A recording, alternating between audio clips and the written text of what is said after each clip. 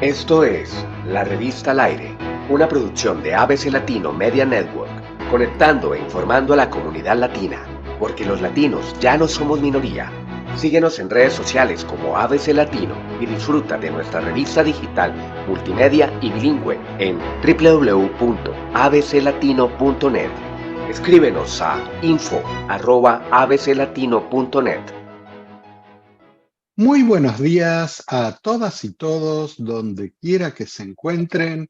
Desde ABC Latino, esto es la revista al aire con sorpresa, porque hoy tenemos un programa especial en combinación de la revista al aire y Mesa de Barrio. La primera mitad del programa, la revista al aire, y para la segunda mitad tenemos una mesa de barrio, una conversación con una persona que ha llegado hace muy poco de regreso de estar con la Pachamama, del corazón de la Pachamama en Latinoamérica. Y aquí lo dejamos así en suspenso por el momento. Como todas las semanas, está con nosotros Caro Montes. ¿Cómo estás, Caro? Hola Rob, muy bien, muy feliz de estar conectada. Yo pensé que la sorpresa iba a ser que tenías dos fantasmas conectados, porque lamentablemente no podemos conectarnos a la cámara. Yo personalmente estoy camino a una reunión, pero yo estoy ansiosa de poder saber cuál es la segunda parte del programa. Sin duda la primera parte también va a ser Así es. maravillosa. Tenemos Porque un tenemos una programa gran súper invitada. especial, Caro. Es un programa Dale, súper sí, sí, sí. especial y mira, yo iba a decir que estabas transmitiendo desde el móvil de ABC Latino, lo cual también es correcto, en camino a una reunión. Así que esta es la magia de la radio y de los que nos siguen también aquí por el canal de YouTube. Y les recordamos que estamos transmitiendo desde 91.3 FM Radio WBKR Poughkeepsie por las 5 frecuencias AM y FM de Robin Hood Radio, la radio pública de esta región. Y estamos ya casi al final del mes de junio, un mes de junio que nos otorga una semana más. Y el día de hoy vamos a estar hablando con Rosario, quien nos va a estar trayendo sus relatos sobre literatura o qué acontece en el mundo de las escrituras de la literatura latinoamericana. ¿Qué te parece, Caro? Excelente. Yo estoy ansiosa de poder escuchar todo lo que nos trae Rosario. Como siempre, es información muy, muy importante. Así es que, Rosario, el micrófono es todo tuyo. Hola, buenos días, Rob y Caro. Buenos días, Rosario. ¿Qué tienes Yo para traigo, nosotros hoy? bueno, pues mira, el tema que escogí para esta ocasión es sobre la teología de la liberación, un texto de Leonardo Boff que se llama La fe en la periferia del mundo. Y, y quiero comentar este texto, me vino a la cabeza porque hace poquito estuve escuchando una entrevista que le hicieron una radio comunitaria a Tilio Borón. Él es un sociólogo, politólogo argentino y muy conocedor de esta corriente teórica y crítica dentro del catolicismo. Y entonces, creo que conecta muy bien con lo que está sucediendo en Latinoamérica, porque muchos movimientos sociales de izquierda o progresistas apoyan una base de su perspectiva teórica, pues les viene de la teología de la liberación, a veces con un vocabulario secularizado, pero las ideas están ahí, las semillas están ahí, y podemos decir que, por ejemplo, el movimiento zapatista en México se nutre de la teología de la liberación, el movimiento del Frente Nacional Sandinista se nutrió de la teología de la liberación. Hay grupos comunitarios que están en lucha en Colombia, en Bolivia, se han nutrido de esta corriente teórica. Y Y la idea principal de Boff, que retoman todos estos movimientos, es primero, también de alguna manera López Obrador cuando dice los pobres primero, entonces la opción teológica, la opción de fe que propone Leonardo Boff es estar con los pobres, estar con los desamparados, con la gente vulnerable.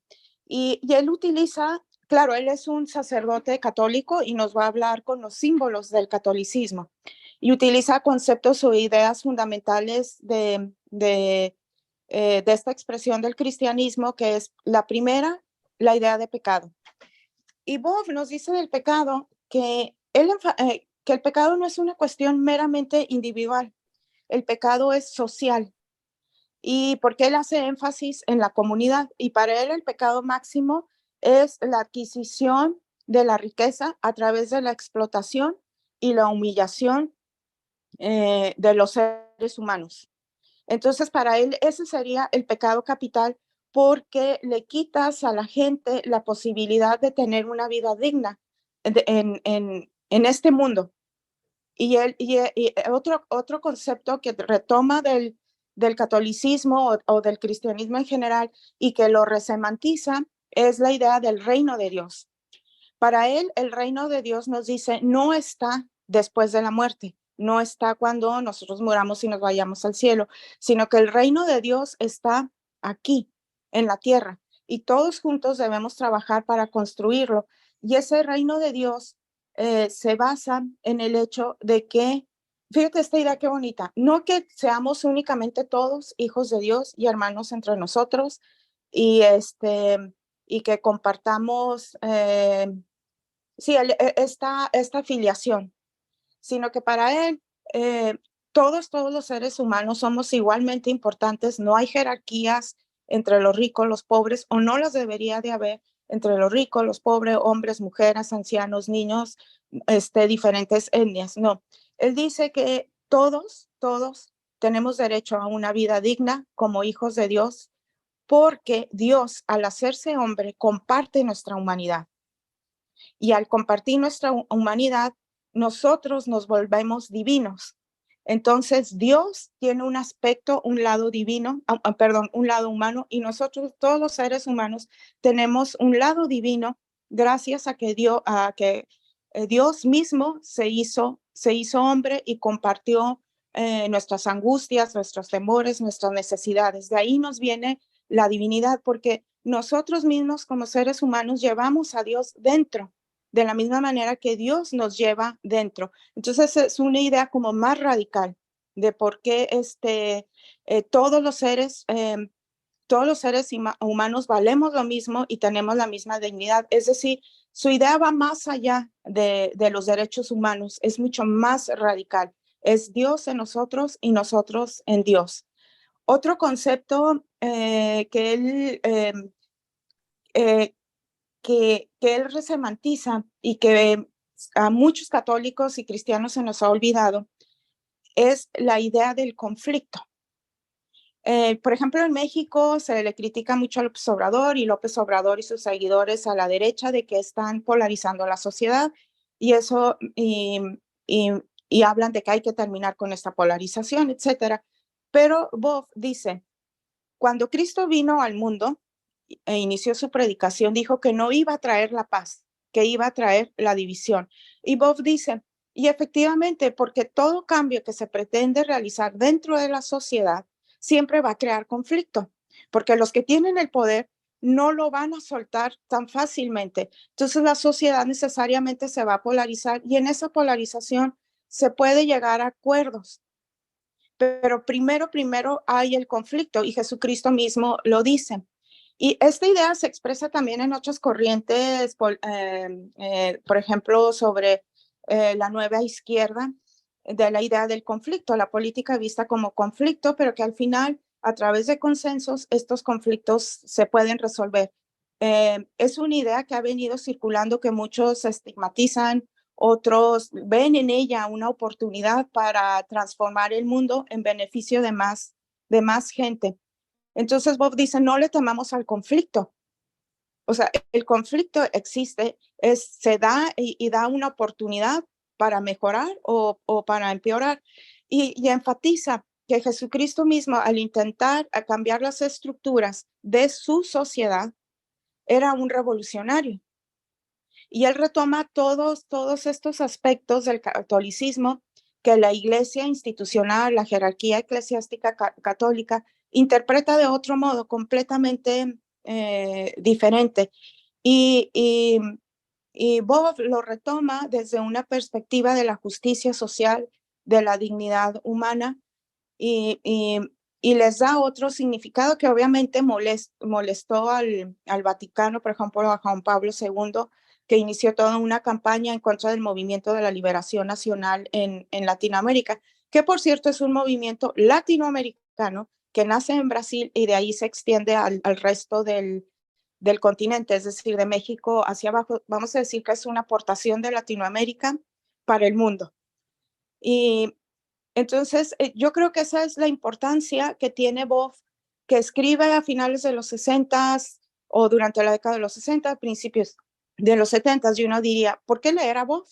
Estamos en el 2023. Ha pasado mucho desde que él escribió y sorprendente, bueno, no sorprendentemente, porque Boff logra captar las necesidades de su comunidad, de la gente, y las traduce en un lenguaje que todos o la mayoría de nosotros entendemos, porque Latinoamérica es tradicionalmente católica. Entonces lo pone en un lenguaje que conecta con la gente, que le da la fuerza necesaria y todo un marco teórico para iniciar la lucha en un proceso de transformación de la sociedad donde todos quepamos, como dicen los zapatistas, un mundo donde quepan muchos mundos. Y esa sería la aportación de Boff. Le habla a su gente, le habla a sus feligreses, pero resulta que en Latinoamérica, bueno, vamos a decir, hasta hace poco la mayor parte de la población era católica, porque ahora vivimos un fenómeno, por ejemplo, en México, en Brasil, en Argentina, en otras partes del continente, donde esta rama del cristianismo, la rama evangélica, está entrando profundamente a nuestros países y está inyectando otra manera de entender del mundo, que es una manera individualista, más acorde con el capitalismo, competitiva, basada en la ética del trabajo. Entonces, vemos aquí dos interpretaciones del cristianismo, una más individual que viene del norte, que viene de Estados Unidos. Hay que recordar que una de las formas de colonización de las grandes potencias hacia sus colonias, pues siempre ha sido la colonización cultural. Entonces nos viene esa corriente que, vamos a decir, inicia con fuerza en el 2000 y ha ido penetrando cada vez más sectores de la sociedad y que es de derechas, individualista, mercantilista, y la otra que propone Boff y que nace en Latinoamérica, teniendo en cuenta las circunstancias propias de Latinoamérica. Y ya nada más para terminar, voy a repetir o tratar, no exactamente como lo dijo de Juan Carlos Zapatero, uno de los fundadores de Podemos en España, como dijo una vez, Latinoamérica tiene que explicarse su propia realidad. Latinoamérica tiene que crear su propia teoría crítica, tiene que estudiar su propia historia. No necesitamos de intelectuales extranjeros para que vengan y nos expliquen nuestro mundo. Y un ejemplo de cómo nos explicamos nuestro mundo, pues lo tenemos ahí en Leonardo Boff, brasileño que explica la realidad latinoamericana. Wow. Wow, Rosario. Rosario. Sí, yo tengo una pregunta antes que Rosario se nos vaya. Quizás muchos de los oyentes que nos están escuchando están pensando lo mismo que yo.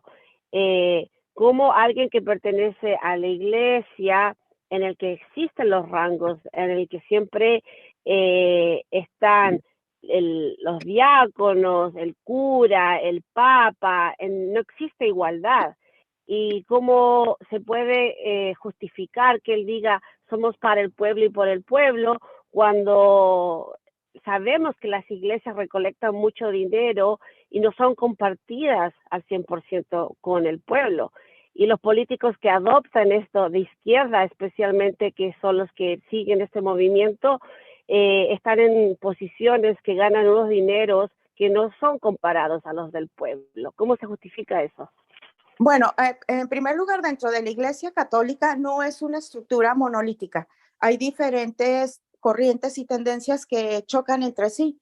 Y la jerarquía eclesiástica, desde que surge la teología de la liberación en Brasil, y ahí se extiende a otros países, pues alcanza, por ejemplo, el movimiento sandinista de los 70s, llega a México en los 70s, a Chiapas, bueno, en los 60 y 70, Argentina con lo que le llamaban los sacerdotes, ay, ¿cómo? De los barrios, no me acuerdo la palabra argentina, llega a Chile, etcétera. Entonces, esta teología fue muy combatida por la jerarquía eclesiástica y fue incluso condenada. Ahora, hay un sector de la Iglesia Católica real dentro de los sacerdotes, incluso algunos obispos y feligreses, es decir, laicos que están realmente comprometidos con los pobres. Van a vivir a las zonas de pobreza, comparten las penas, las alegrías de la gente que está en una situación de vulnerabilidad. Eso por un lado. Luego tenemos los políticos que se dicen de izquierda y que es bastante frustrante y decepcionante verlos cómo se enriquecen en cuanto llegan al poder y se olvidan, siguen con el discurso de izquierda, pero se comportan como rufianes, verdaderos rufianes. Aquí que es lo que mi interpretación es que la gente de a pie, la gente en sus comunidades, la gente en sus barrios, la gente en sus colonias, siempre tenemos que tener un ojo en los políticos, porque el hecho de que gane un político de izquierda no garantiza nada.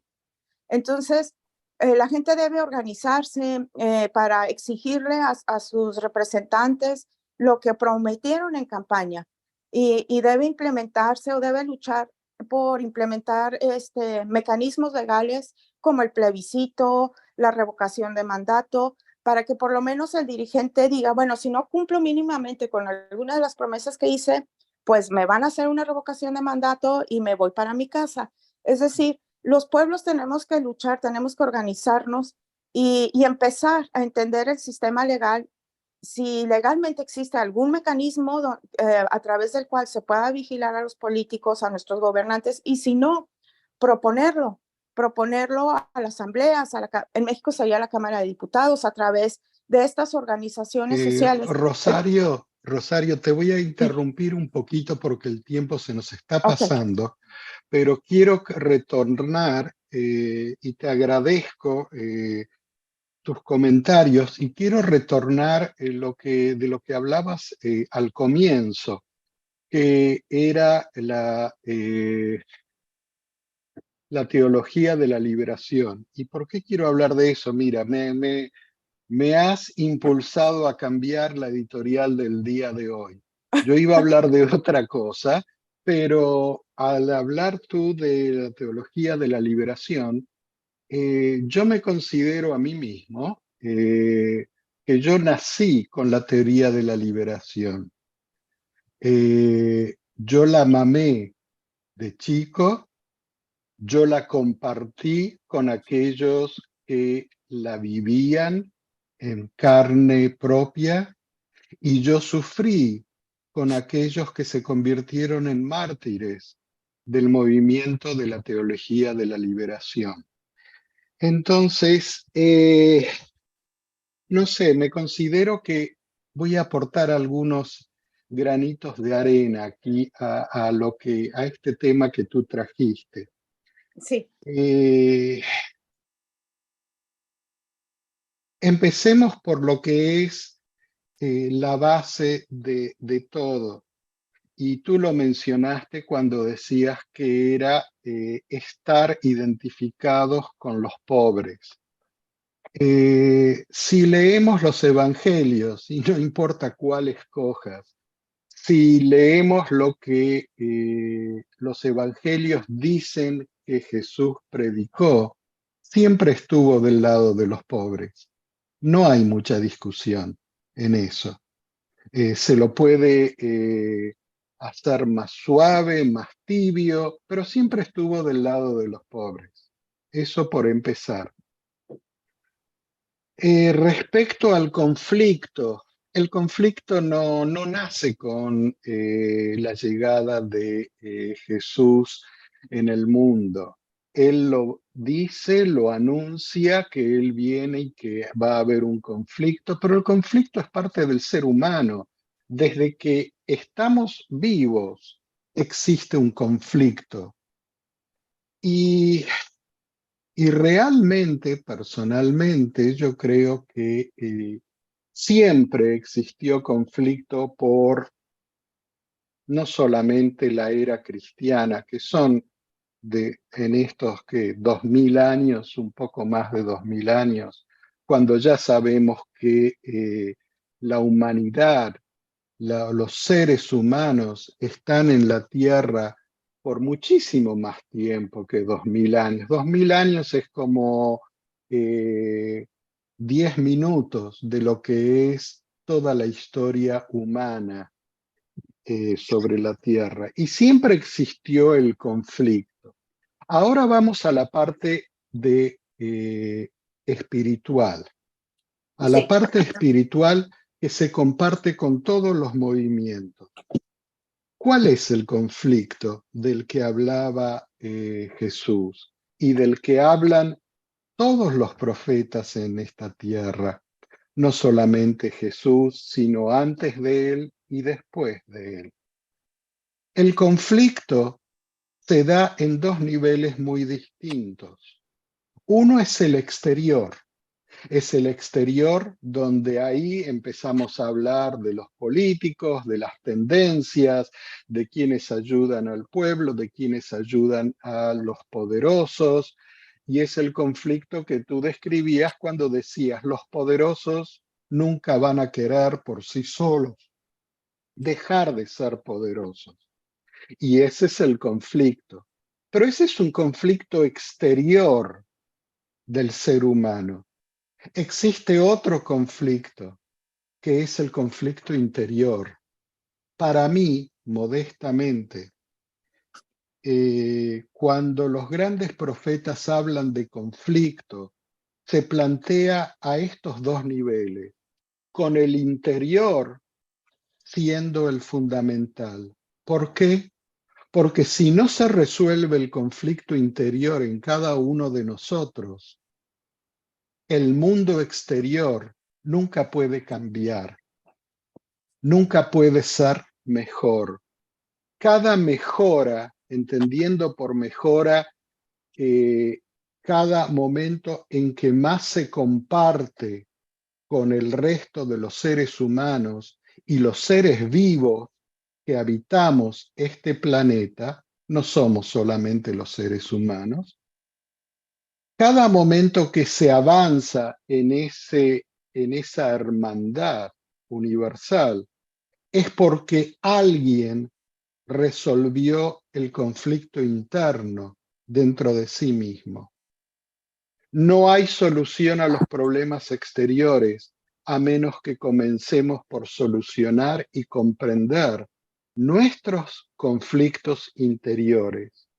Y ese conflicto interior, en su base más primordial, es nada más ni nada menos el de encontrar nuestro lugar en el mundo.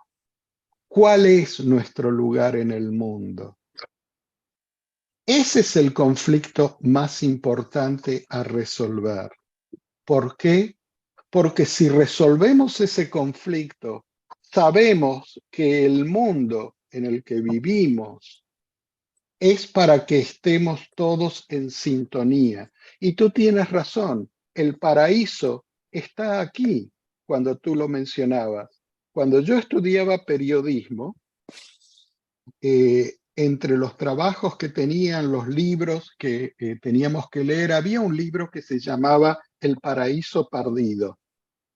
Y no me acuerdo el nombre del autor en este momento, pero al hacer una reseña de ese libro, yo había escrito que el significado, más allá de lo que el libro decía, era que el paraíso perdido estaba aquí en esta tierra.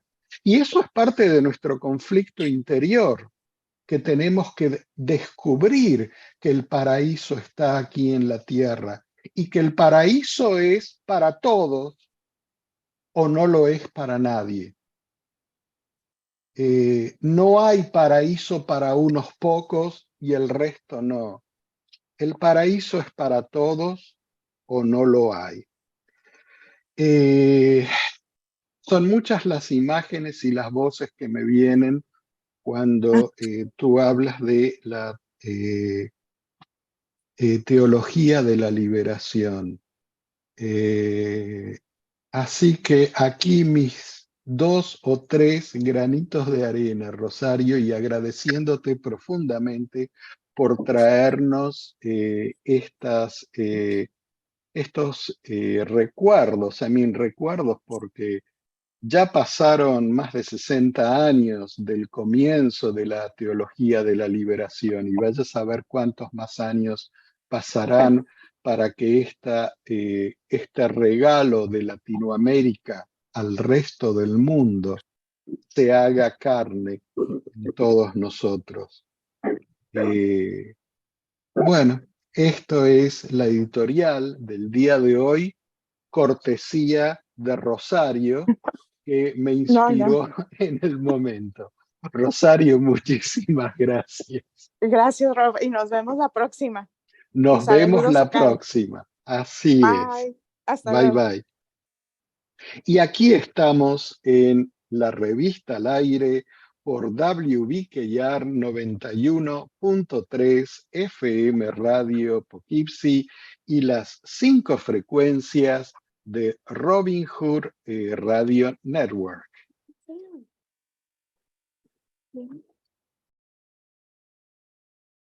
Y vamos a la segunda parte porque les estaba anunciando que el día de hoy tenemos un programa muy especial, un programa que es la revista al aire y Mesa de Barrio.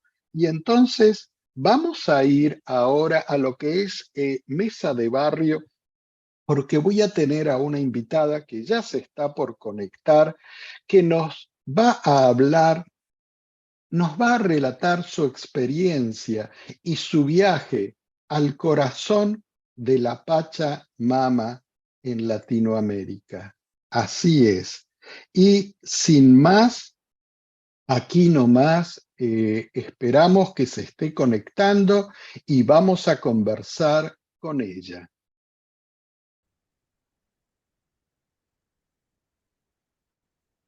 Muy bien, y como lo prometido es deuda, ya estamos en la segunda parte de este programa súper especial de ABC Latino y Mesa de Barrio. Y ahora sí, estamos en Mesa de Barrio y tengo el gran agrado y gusto y honor de estar aquí con nada más ni nada menos que la abuela Ixmucane, que acaba de regresar de las entrañas de la Pachamama de nuestra bendita Centroamérica. Me refiero a Guatemala. Bienvenida al programa. ¿Cómo estás?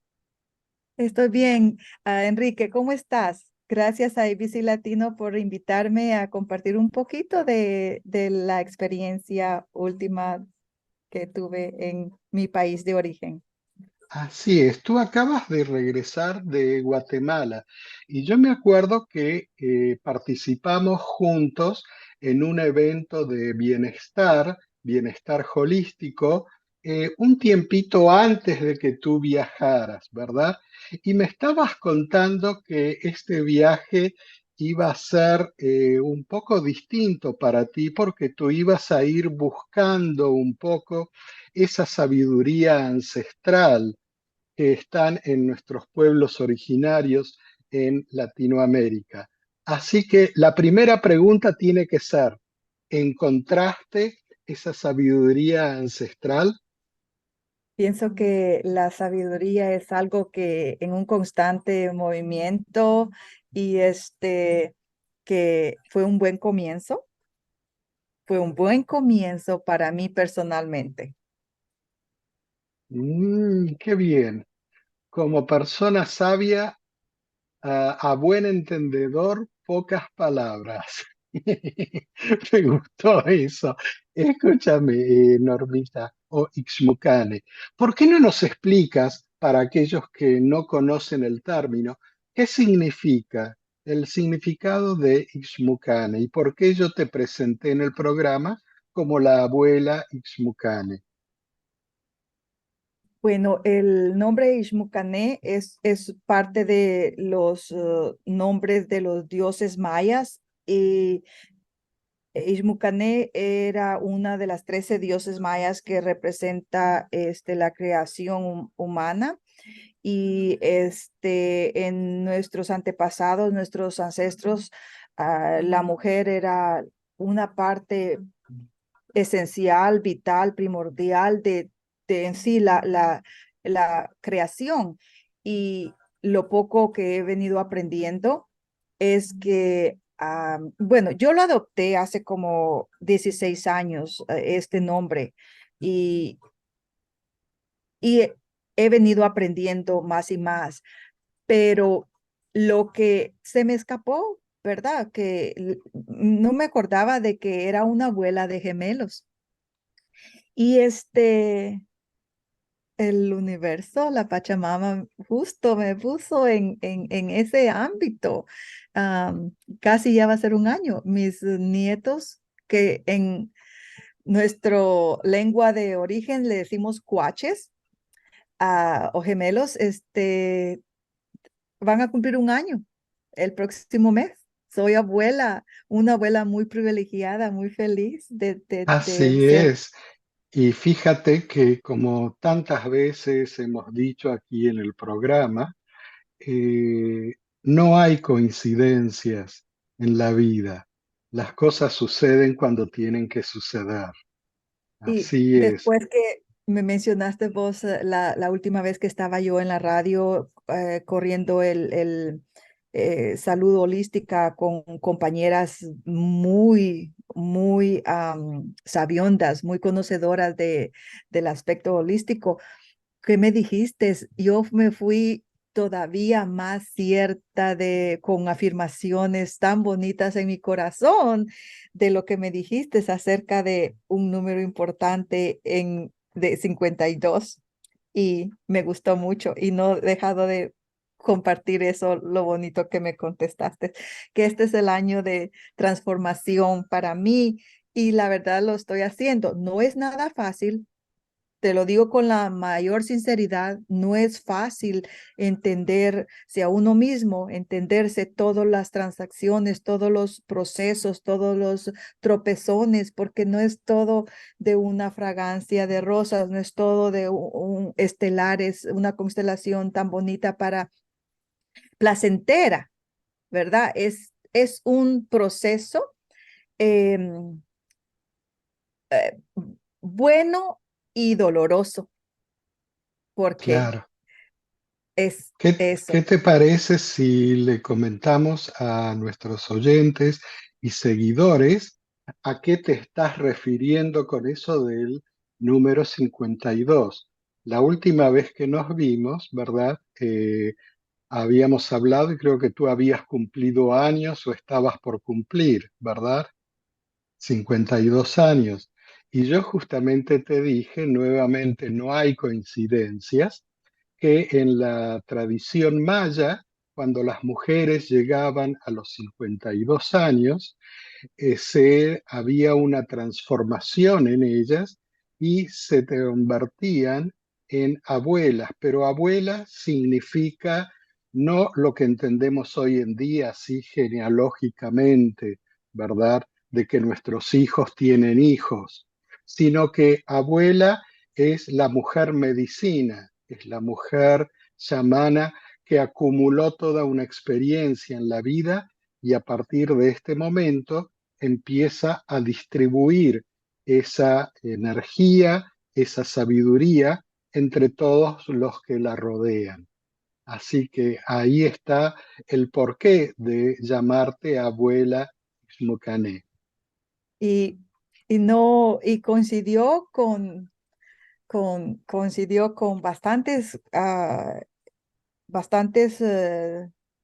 diferentes maneras en sí, porque esta vez que regresé a mi país, a Guatemala, yo vivo en el oriente del país, ah, y es valle, y coincidió de que la ruta la agarré para el occidente, y que es el antiplano del país, que es donde se guarda más, hay una conexión muy cercana a nuestros pueblos originales, y fue hermoso esa jornada. Me fui de la capital de Guatemala, que está como en el centro para coordinarnos, está en el centro del país.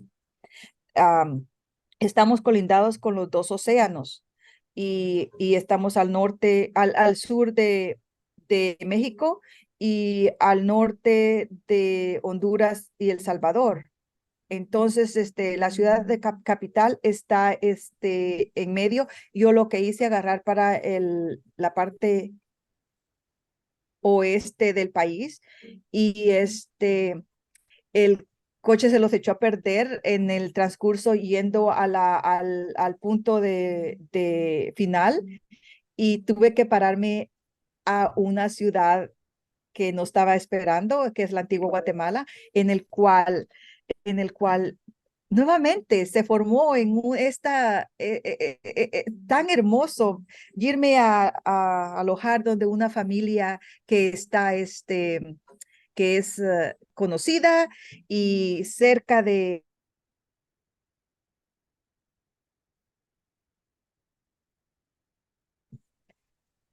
Ahí tuvimos una pequeña interrupción, pero creo que aquí está Norma nuevamente con nosotros. Se nos echó a perder No, la no, está conexión, todo bien, o la fue a mí. conexión se bajó un poquito, pero nos estabas contando que estabas en una casa de una pareja o una familia conocida.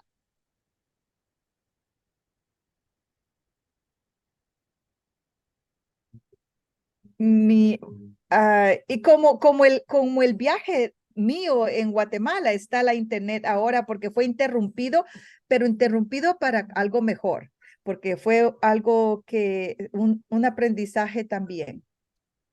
Ah, Y ahora para los que nos ¿cómo? siguen por el canal de YouTube, pueden ir viendo algunas de las fotos que Ixmucané compartió con nosotros mientras seguimos conversando un poco. Pero qué hermoso, acá hay un mural, se los voy a tratar de describir, muy, muy colorido como son todos los colores latinos, y es la imagen, unos ojos de búho, pero enorme, es un mural enorme. ¿Dónde fue esto? Fue en Panajachel, una ciudad que está al lado oeste de la capital de Guatemala. Panajachel es muy famoso por sus volcanes, por su lago de Atitlán, y los pueblos originarios que le rodean. Tienen nombre tienen nombre, como está San Lucas, Tolimán, San Juan, San Pedro. Y la foto que está ahorita pasando, también tuve el honor de visitar el Centro Educacional Pavarotti, que fue fundado por la doctora Rigoberta Menchú y Pavarotti, el propio Pavarotti, quien fue el héroe, el que lidió con este principio de la educación, y a los que vieron ahí fueron los maestros que son parte del centro educacional, Claro. ¿Y con que quién da estás en esta educación a foto? cientos de jóvenes ¿Con quién estás en el en presente. esta foto? También ¿Con, puedo con quién describir, estás está en esta Micaela, foto? una señora hermosa. Sí, Mm, Micaela. muy bien. Y recordemos Es para el nombre los, de ella. El nombre de Sí, ella es Micaela y ella es una mujer con 7 hijos que tiene su puesto de ventas, pero también crea parte de los atuendos y parte del textil y que vende en su puesto de ventas.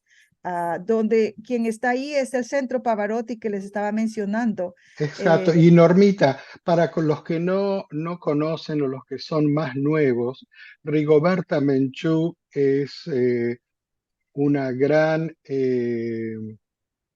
luchadora por los derechos humanos de las poblaciones originarias y también por su gran trabajo recibió el Premio Nobel de la Paz. Así que Rigoberta Menchú es toda una institución para toda Latinoamérica, un gran honor. Y qué lindo que hayas estado en el Centro Pavarotti, que Pavarotti contribuyó tanto para que este centro se hiciera. Cuéntanos un poco qué ocurre en este centro. lo que ocurre es un múltiple proyecto con que no es como todos los templados educacionales. En este centro hay multilenguas, incluyendo las lenguas originarias de los diferentes pueblos, las contemplan, les promueven esto a los jóvenes. Hay música, hay agricultura, hay cocina, hay talleres y es un conjunto de educación que viene al término de mandar al joven ya para cuando sale a ser parte de la fuerza laboral y intelectual. Qué interesante, muy, muy interesante.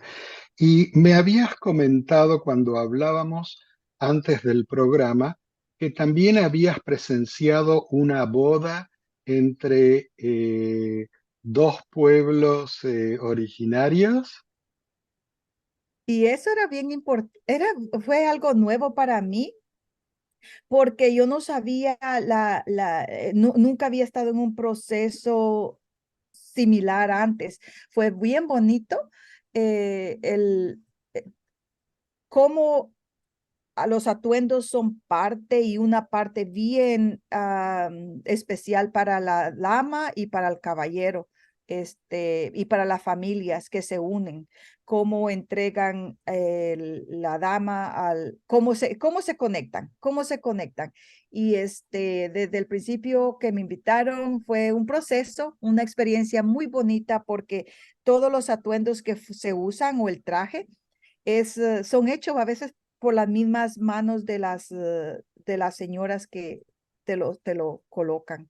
Y Mm. fue, Y fue un vamos a proceso. mostrar acá nuevamente para los que nos siguen en YouTube uno de estos atuendos así tan tradicionales. Aquí está Ixmucané en un pueblito vistiendo uno de esos atuendos tradicionales. ¿Lo puedes describir un poco? Un poco. Descríbete de la cabeza a los pies, a ver, ¿qué es lo que Sí, llevas puesto? sí. En ese caso, Micaela me puso este atuendo y que es de Apsun. Cada pieza tiene historia. Lo que estábamos ahí era probándome qué me gustaba mejor y ella me indicó, me vistió, eran entre 4 personas, sus hijos, sus 3 hijos y ella. Y fue bien bonito estar con ellos y aprender de quiénes eran, de dónde venían, porque también emigraron de un pueblo no tan lejano de Panajachel. Lo que estás viendo ahí es la parte de un área bien turística en Panajachel, pero no son ellos de ahí, son de pueblos que vienen a veces, vienen 2 horas y para estar en ese puesto de ventas. Ujú. Y me pasé todo el día con ellos. Ahí donde me estás viendo es uno de los lugares que yo conocí, que es lugares turísticos en Panajachel. Mira, y Estás describiéndola viendo a el lago de Atitlán. Ixmucané, lleva en la cabeza como una vincha que también tiene bordados en la parte del frente. Luego tiene una, no sé cómo se llama esta blusa también bordada con, Huipil. Se llama ¿cómo? huipil, perdón que no te describí. Hay Huipil. el huipil, que es la blusa la blusa que le dijeran en español, pero es huipil, y abajo es una tela que le llaman el corte. El corte es como de 8 metros y es así donde que los envuelve en nuestra cintura. Cuando el cinturón es bordado con diferentes diseños, pero cada color tiene un significado. En su contexto, los colores representan los puntos cardinales, los elementos que nos rodean, el aire, fuego, sol, agua, tierra. Y sí, eso es cuando dicen, oh, qué color tan bonitos, es eso lo que trae los nativos indígenas tratan de interpretar los colores de la Pachamama, los colores de las tierras. Son colores que son fermentados usan el café, usan las moras, usan rosas, usan diferentes frutas o vegetales o hierbas para fermentar estos colores, los hilos el algodón. Claro. Y estos tejidos tan bellos y hermosos, ¿están hechos en telares a mano o ya son un poco más industrializados? Son 100% hechos a manos. Lo que traje es 100% hecho a mano. Mira, qué Desde, interesante. desde ir a agarrar el algodón a fluirlo en le llaman las, te- ah, estoy bloqueando el nombre que le llaman específico, donde ah, en el pasado muchas mujeres, sus abuelas, las hijas y las nietas se juntaban para hacer este proceso. Ahora ya los niños se incluyen o los jóvenes se incluyen en este proceso de, am, de fermentar y de crear el hilo las tejedoras, le llaman las Ujú. tejedoras, donde los sitios hay muy sitios sofisticados y otros bien simples que te pasan por el proceso desde el algodón y cómo ah, pintan el algodón, cómo se fermenta el algodón en diferentes colores y cómo lo enrollan y después cómo ellas hacen los tejares. No sé todos los nombres del el equipo que usan, pero algunas veces es bien simple, hecho con sus propias manos, con madera y cuero y lazo, donde Ujú. no hay nada no es algo que lo vas a comprar en ninguna tienda. Ellas mismas lo crean y lo hacen en un árbol y se sientan en un petate y se ponen en la cintura y es así que hacen las tejedoras. Algo tan único que se quieren Claro. que las señoras, parte de las mujeres que yo conocí, que son abuelas, ellas quieren que estas tradiciones,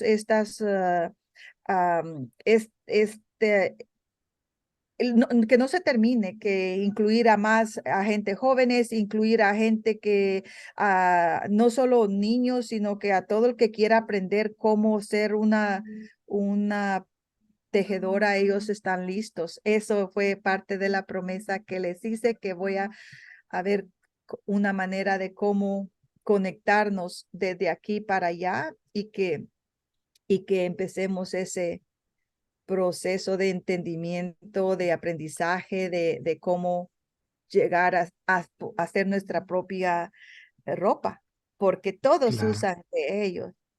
claro. Y Normita, tú mencionaste el lago Atitlán y yo creo que de los turistas que viajan a Guatemala, si hay algún lugar que ellos conocen, es precisamente el lago Atitlán. Y creo que acá tenemos algunas imágenes, las voy a comentar ahora, pero cuéntanos, porque también hay un volcán que está ahí muy cercano. Hace unos años atrás, antes del COVID, hubo una erupción en ese volcán muy grande, muy importante, y justamente en esa época mi hija estaba pasó prácticamente todo un mes ahí en una casa en el lago Atitlán. Y vamos a ver si tenemos aquí alguna imagen y nos hablas un poquito sobre esto. Bien triste esa vez porque hubo bastante pérdida humana en ese deslave, un deslave, ¿verdad? Entonces, cuando yo fui, no presencié nada inusual más que como otra turista fui y disfruté de lo hermoso de un par de volcanes, porque donde ves ahí es uno, pero son varios volcanes que concordan el lago de Atitlán y cada lago tiene nombre. Hay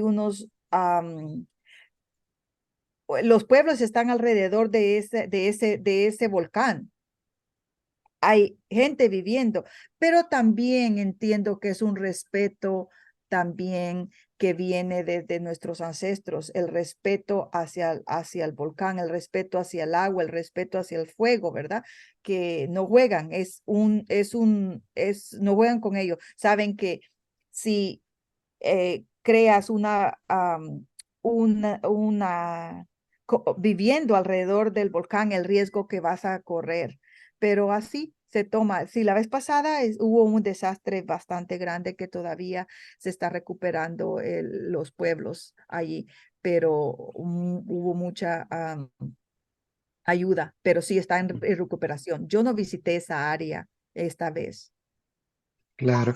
Y entre el material que nos enviaste hay un vídeo que parece ser una procesión donde la gente va con las caras pintadas y representando distintos caracteres.